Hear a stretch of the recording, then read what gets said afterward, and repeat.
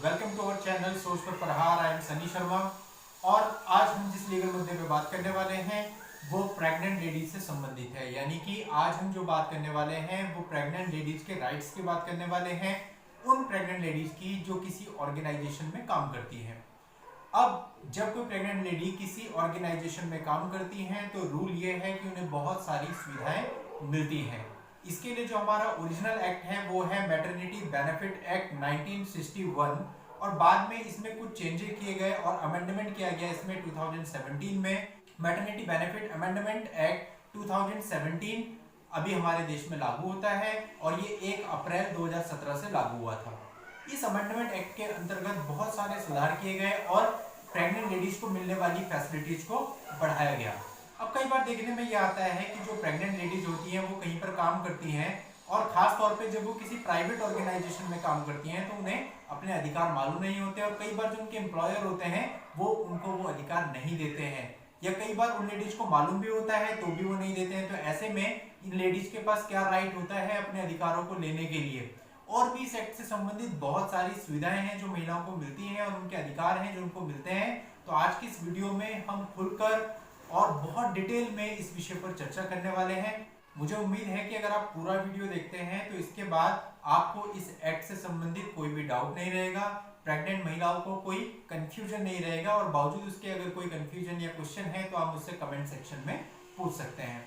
तो दोस्तों आगे बढ़ने से पहले आपसे कहना चाहूंगा कि अगर आपने अभी तक हमारे चैनल को सब्सक्राइब नहीं किया है तो सब्सक्राइब कर दें और नोटिफिकेशन आइकन पर क्लिक कर दें ताकि जब भी मैं ऐसी कोई लीगल पोस्ट लेके आऊं उसकी सूचना आपको सबसे पहले मिले।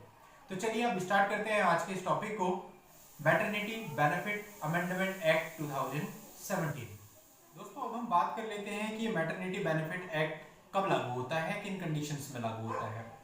तो ये उन सारी ऑर्गेनाइजेशन पर, उन सारे एस्टेब्लिशमेंट पर लागू होता है जो कि कोई फैक्ट्री हो, माइन हो, प्लांटेशन हो, गवर्नमेंट ऑर्गेनाइजेशंस हो, शॉप्स हो, चाहे वो प्राइवेट हो चाहे वो गवर्नमेंट सेक्टर की हो, उन सब पर ये एक्ट लागू होता है।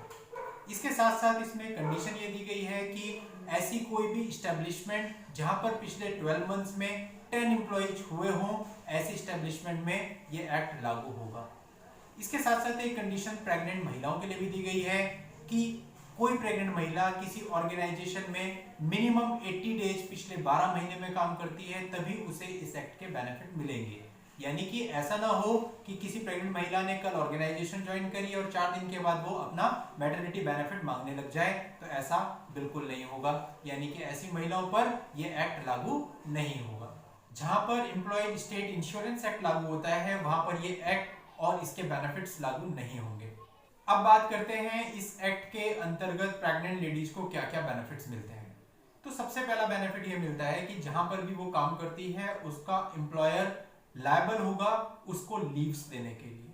ये जो लीव है टोटल 26 वीक्स की होगी, जिसमें से 8 हफ्ते की जो छुट्टियां होंगी वो बच्चे के जन्म लेने से पहले दी जाएंगी और जो बाकी के हफ्ते होंगे वो बच्चे के जन्म लेने के बाद दिए जाएंगे। यहाँ पर ध्यान रखने की बात यह है कि जो ओरिजिनली मैटरनिटी बेनिफिट एक्ट 1961 था उसमें ये अवधि 12 वीक्स थी, जिसे अमेंडमेंट बिल 2017 में बढ़ाकर 26 वीक्स कर दिया गया है। इसके साथ साथ यदि आप ऐसी मदर हैं जिसने बच्चे को अडॉप्ट किया है और बच्चे की एज जो है वो 3 महीने से कम है, तो ऐसे केस में भी आपको लीव लेने का राइट होगा, लेकिन यहाँ पर जो लीव्स होंगी वो 12 वीक्स की आपको मिलेंगी। तीसरा बेनिफिट बताया गया है इसमें, यदि आप कमिश्निंग मदर हैं यानी कि बेबी सरोगेसी से है तो ऐसे केस में भी आपको जो है 12 वीक्स की लीव मिलेंगी। अगला जो अधिकार प्रेग्नेंट महिला को दिया गया है वो ये है कि यदि वो किसी ऐसी ऑर्गेनाइजेशन में काम करती है जहां पर 50 से ज्यादा एम्प्लॉइज हैं तो जो उसका एम्प्लॉयर होगा उसको क्रैश की फैसिलिटी देनी पड़ेगी और जो महिला है वो एक दिन में 4 बार क्रैश में जाकर अपने बच्चे से मिल सकती है। अगला जो इसमें प्रावधान दिया गया है वो ये है कि जब कोई महिला किसी ऑर्गेनाइजेशन को ज्वाइन करेगी तो उस समय जो उसका एम्प्लॉयर होगा वो क्लियरली उसको बताएगा कि उसको क्या क्या मैटरनिटी बेनिफिट्स उस ऑर्गेनाइजेशन में मिलेंगे। ये जानने का अधिकार उस महिला को है और एम्प्लॉयर भी इसके लिए लायबल होता है। अब दोस्तों जो इसमें पेमेंट दी जाती है महिला को, यानी जो 26 वीक्स की उसको लीव मिलती है, उस पे उसे जो पेमेंट मिलेगी वो किस तरह से मिलेगी, उसकी एवरेज डेली पे के हिसाब से उसको वो बेनिफिट मिलेगा। यानी कि एवरेज डेली पे का मतलब उसकी आखिरी 3 महीने की जो एवरेज सैलरी होगी उसके आधार पर उसको इन लीव्स की सैलरी मिलेगी। अगला बेनिफिट जो प्रेग्नेंट लेडीज को मिलता है वो ये होता है कि इस दौरान यानी प्रेगनेंसी के दौरान जो एम्प्लॉयर होता है वो प्रेग्नेंट लेडी को किसी भी प्रकार का हैवी वर्क नहीं दे सकता, ऐसा वर्क जिससे उसको नुकसान पहुंचे या फिर उसके होने वाले बच्चे को नुकसान पहुंचने की संभावना हो, ऐसा किसी भी तरह का वर्क एम्प्लॉयर ऐसी लेडीज को नहीं दे सकता। जब आप प्रेग्नेंट हैं इस दौरान कोई भी एम्प्लॉयर आपको केवल इस आधार पर जॉब से नहीं निकाल सकता कि आप प्रेग्नेंट हैं। अगर वो ऐसा करता है तो फिर ये इलीगल होगा। अगर प्रेगनेंसी के दौरान किसी प्रकार की मिसहैपनिंग हो जाती है और लेडीज का मिसकैरेज हो जाता है या फिर वो बीमार पड़ जाती है या फिर उसका प्रेगनेंसी से रिलेटेड ऑपरेशन होता है तो ऐसे केस में भी उसको लीव ग्रांट की जाती है, छुट्टियां दी जाती हैं। मिसकैरेज के केस में 6 वीक्स की छुट्टियां दी जाती हैं। अगर इलनेस हो जाती है तो वहां पर 1 मंथ की छुट्टियां दी जाती हैं और अगर महिला का ऑपरेशन होता है तो ऐसे केस में उसे 2 वीक्स की छुट्टियां उसके एम्प्लॉयर के द्वारा दी जाती है। इस अमेंडमेंट एक्ट में एक और ऑप्शन ऐड किया गया। वो ऑप्शन ये है कि इसमें वर्क फ्रॉम होम का ऑप्शन आफ्टर 26 वीक्स दिया गया। मींस अगर किसी प्रेग्नेंट लेडी को उसकी प्रेगनेंसी के दौरान 26 वीक्स की लीव लेने के बाद भी कोई परेशानी है या वो ऑफिस नहीं आ सकती है तो यहाँ उसके पास ऑप्शन होगा कि वो वर्क फ्रॉम होम कर सकती है। लेकिन ये सबके लिए एप्लीकेबल नहीं होगा, ये डिपेंड करता है परिस्थितियों पर, कंडीशंस पर, महिला की तबीयत पर और भी बहुत सारे फैक्टर्स पर, लेकिन ये ऑप्शन इस एक्ट में दिया गया है।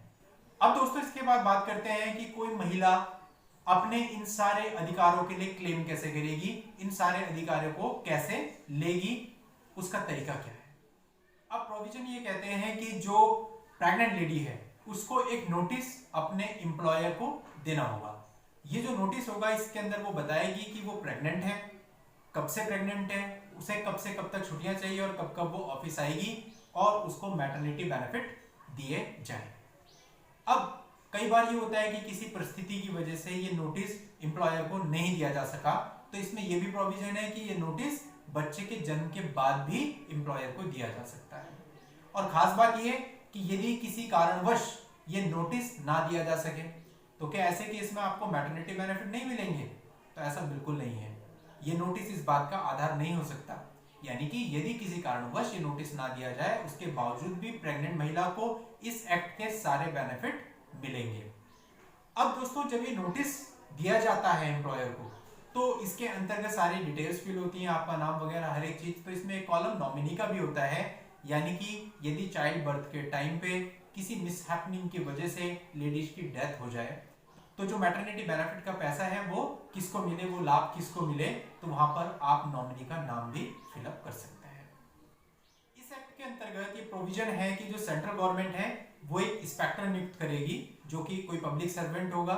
अब जब इस इंस्पेक्टर को नियुक्त कर दिया जाएगा तो इसका काम ये होगा कि ये अलग अलग ऑर्गेनाइजेशन में यानी कि गवर्नमेंट या जो प्राइवेट ऑर्गेनाइजेशन होती है जहां पर प्रेग्नेंट लेडीज काम करती हैं वहां जाकर उनकी जो रजिस्टर्स होते हैं जिनमें एम्प्लॉइज का ब्यूरो होता है उनको कभी भी चेक कर सकता है। ये देख सकता है कि यहाँ पर कितनी लेडीज काम कर रही हैं, उनकी प्रेगनेंसी का स्टेटस क्या है, कितनी प्रेग्नेंट लेडीज हैं और जो प्रेग्नेंट लेडीज हैं क्या उनको प्रॉपरली इस एक्ट के अंतर्गत मैटरनिटी बेनिफिट दिया जा रहा है या नहीं दिया जा रहा है।